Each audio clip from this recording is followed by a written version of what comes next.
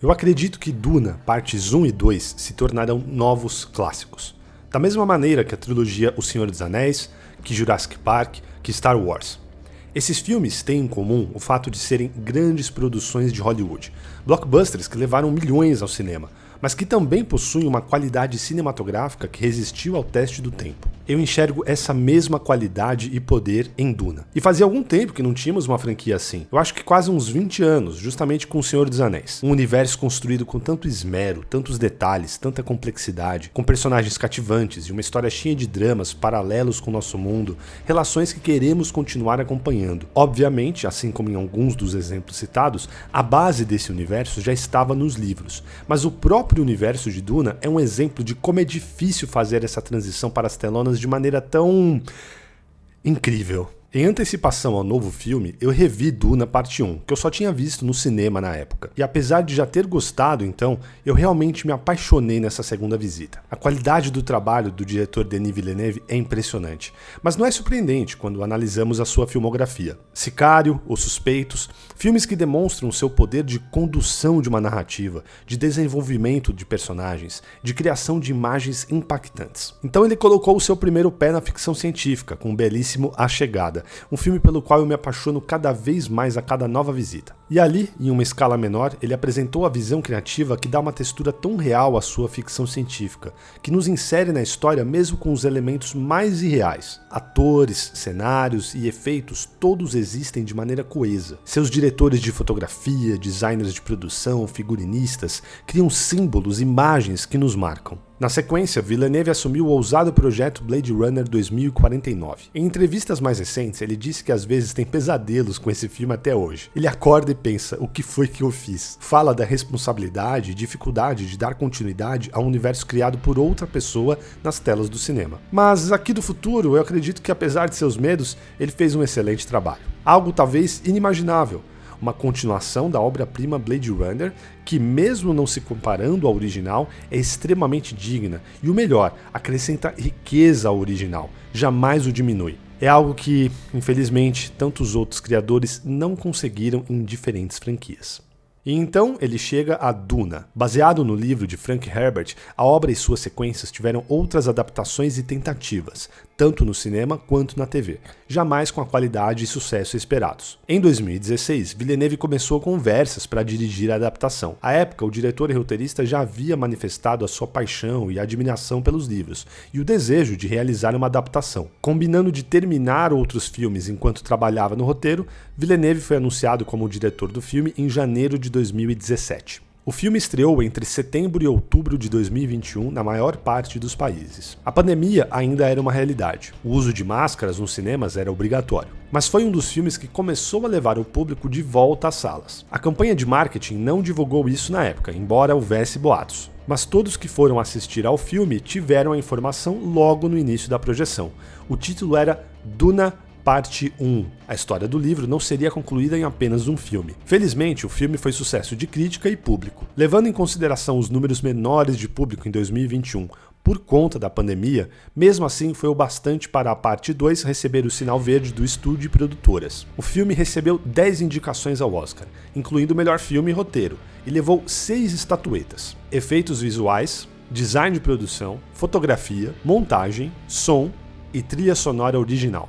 Dado o preconceito histórico da academia com obras de fantasia e ficção, foi uma consagração similar à alcançada por Matrix, O Retorno do Rei e Mad Max Estrada da Fúria anos antes. E nós que assistimos ao filme no cinema, mal podíamos esperar pela continuação. Eu amo o final do primeiro filme, em particular a fala da personagem Shani, interpretada pela Zendaya. Isso é apenas o começo. Realmente era. Em entrevista à revista Esquire, Villeneuve disse que queria quebrar o molde, se reinventar para a produção de Duna Parte 2. Ele cita em particular o fato de ter dito isso apenas para o seu montador, Joey Walker. Ele queria melhorar tudo o que achava que podia ter sido melhor na Parte 1, destacando a montagem e o ritmo do filme. Ao fim da minha primeira sessão de Duna Parte 2, eu ouvi uma pessoa dizer: "Nossa, é um filme longo, mas a gente nem sente, né? Tem sempre alguma coisa acontecendo." Certamente ouvir isso é o sonho de todo montador. Essa elevação técnica, sem dúvida nenhuma, acontece em todos os aspectos da produção da Parte 2. Mas o que está fazendo as pessoas terem uma reação tão positiva a esse filme? O primeiro filme começa com uma frase, antes mesmo do logo do estúdio. Sonhos são mensagens das profundezas. E apesar de incluir outros temas, a narrativa daquela obra é mais focada nos personagens, seus desenvolvimentos, suas relações, algo fundamental para o estabelecimento de um universo. O segundo filme também começa com uma frase: aquele que controla a especiaria controla o universo.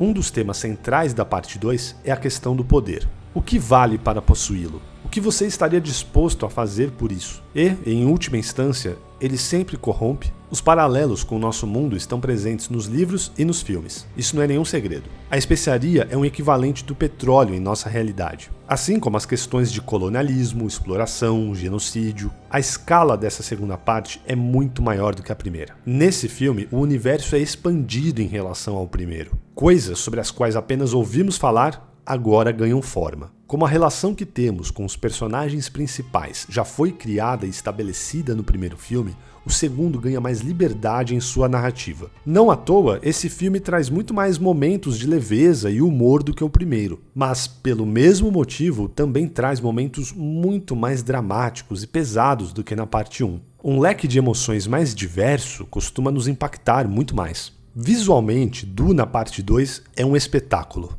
A direção de Villeneuve, os sets de Patrice Vermette, a fotografia de Greg Fraser, os figurinos de Bob Morgan e Jacqueline West. Como público, nós não recebemos produções tão grandes, mas que também tragam tanto esmero com tanta frequência. E isso é compreensível. Não apenas é necessária uma equipe extremamente talentosa, mas também tempo de pré- e pós-produção, apoio e financiamento de estúdio e produtoras, uma compreensão de todos os envolvidos em permitir que os artistas criem a obra, sem interferências. Nem sempre isso acontece. Na verdade, parece ser a exceção em Hollywood. E como Hollywood é a única financeiramente capaz de criar esse tipo de obra, os exemplos ficam cada vez mais raros. Os meus filmes favoritos não são blockbusters. Na verdade, os da maioria das pessoas que eu já tive a oportunidade de perguntar não costumam ser. Os filmes mais citados costumam ser obras mais intimistas, mais simples, que claramente nos tocam e marcam de uma maneira muito íntima. Mas sim, grandes e boas obras produzidas em Hollywood costumam ser citadas, especialmente quando mais de um filme pode ser enumerado. Esse tipo de filme é muito único e especial, traz uma experiência que só pode ser vivida numa sala de cinema. Porque mesmo que a qualidade do filme se mantenha posteriormente em revisitas em casa, na TV,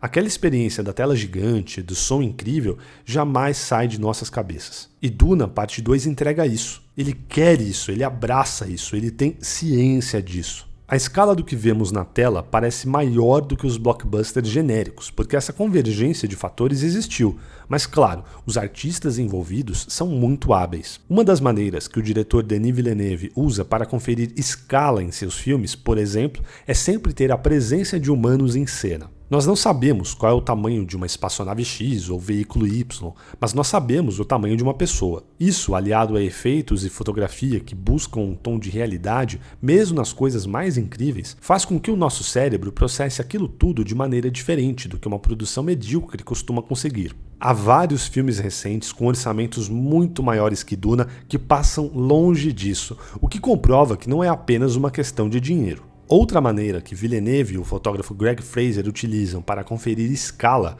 é através do uso perspicaz de lentes. Os planos com teleobjetivas, reais ou virtuais, são abundantes no filme e sempre conferem uma noção de distâncias e escalas que uma produção menos inteligente não é capaz, mesmo com objetos teoricamente gigantes em cena. Se você não utiliza as lentes corretas em seu set gigante, você destrói o trabalho do designer de produção. Se os enquadramentos e lentes não são os corretos ao filmar os seus atores, não há efeito especial que possa dar solução na pós, o que pode deixar tudo meio pasteurizado, plano, sem graça. Além da escala e visuais impressionantes, os personagens e seus intérpretes são importantes demais para que nós nos envolvamos com a narrativa, para que aquele mundo realmente capture as nossas imaginações. E o elenco desses filmes é fabuloso. Bons atores são sempre a escolha certa. Não interessa o visual, o tamanho, a fidelidade ao livro. Se o seu filme não tiver bons atores, nada vai funcionar. Felizmente, esse filme tem bons atores de sobra.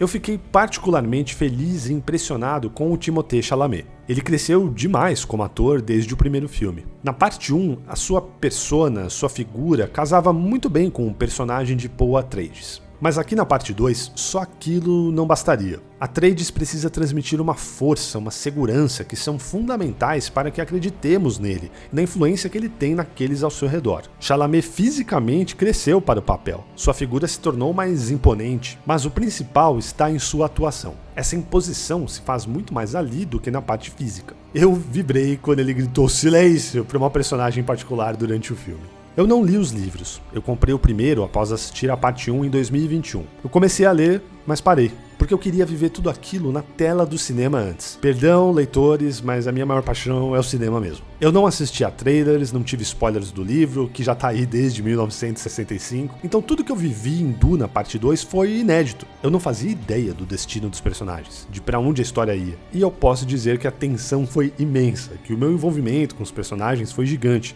que eu temia pelos meus queridos a todo momento. Há uma sequência inspirada em filmes expressionistas que, além de visualmente impactante, tem uma função narrativa muito importante. É aquela que apresenta o sobrinho do Barão, personagem Fade Rauta, interpretado por Austin Butler. Aquela sequência nos faz entender o quão bom guerreiro e perigoso Rauta é. Então, quando mais tarde ele enfrenta Atreides e a luta começa a tender para o seu lado, eu fiquei realmente com medo. Eu fiquei com muito medo.